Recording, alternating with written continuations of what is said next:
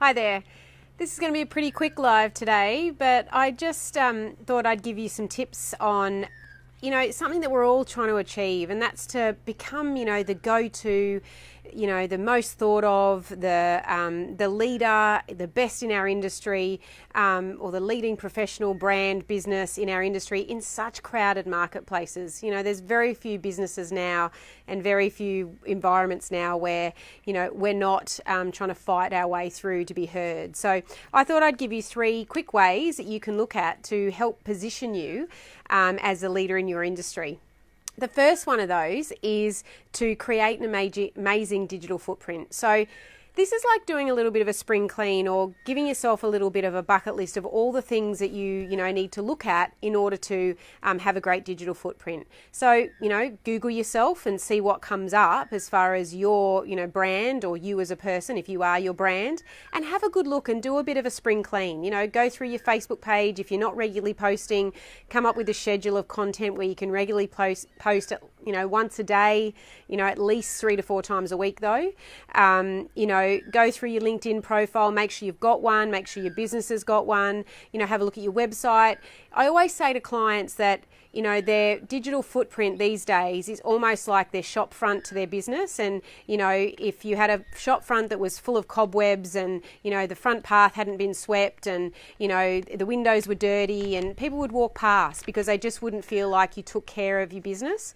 And it's unfortunately the same, and we seem to have more and more of these, facets to our digital footprint, but we've got to spring clean and make sure that all those things are getting a bit of a look in and a bit of a tidy up and a bit of dust off if it's been a while, things like your website. I was only talking to someone the other day about, Facebook and, yes, it is labour intensive, and sometimes I even roll my eyes and think, oh, bloody Facebook. But they said that if they go to a business page and they see that people haven't posted for a while, they kind of think, well, I don't know, is that business really legit? Is it, still in business? So unfortunately, as business owners and brands, we have to make sure that we're tidying up our digital footprint and that we're, doing a bit of an audit and a check on it and filling it with some interesting, engaging content, which leads me on to my next point. Is if you want to be considered, the go-to brand, then the best way to do that is to lead through education. So that's not to pitch, to promote or to preach, but more importantly to teach. So if you're in a niche, like real estate, then it's teaching people about tips on how to choose the best home, tips on getting their home ready for sale. They're the obvious ones. Our clients obviously have a magazine, so they teach a lot. The magazine is filled with interesting and engaging content that our clients use to teach, their marketplace about things. And then obviously they can have lead magnets in the magazine that then offer another opportunity to keep teaching and then to sell. I use the analogy a lot that, marketing is a lot like dating, that, you want people to know about you slowly. You don't go up, hi there, how are you? Let's get married. It's, hi there, nice to meet you. Tell me a bit about yourself. What can I do? How can I help you? Etc., etc. And then the third point and the third way is to be a thought leader. So actually have a position, actually have an opinion, and actually share that opinion. So, like these Facebook Lives, love them or hate them. Personally, I hate them at times because, it's, getting in front of a camera, which I don't love, but, trying to be a thought leader and trying to offer thoughts and, hopefully be positioning yourself as a thought leader because you've got an opinion and you're sharing it with the marketplace. So, really try and become a thought leader, have an opinion, whether that's through, for our clients, it's a magazine. It might be to have a book. It might be to regularly do Facebook Lives. It might be to blog regularly. Whatever it is, have a position and use that position to help you position yourself in the marketplace as someone that's, worth listening to. There's so few people that are out there doing it.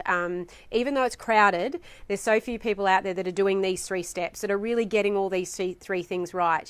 That's why our clients love working with us on a magazine because, we provide all these things for them. We position them as a thought leader. We give them a bucket of content for them to fill their social media feeds, and we position them with that content, and we're constantly educating their clients so that they feel like they are being looked after and nurtured, so that when it comes time for the sale, the people feel like there's a real win-win exchange and they're buying off the most reputable brand / person that is in the marketplace. So have a look at your own brand, have a look at your own positioning, and just go through and do a bit of tidy up and just check that, you've got all those things ticked off. enough so that when it is time for someone to go searching for you online, as you know, even if people are buying offline, they're still researching online, that when they come across you, they come across all those boxes ticked and that your front path's nicely swept and your windows are nice and clean.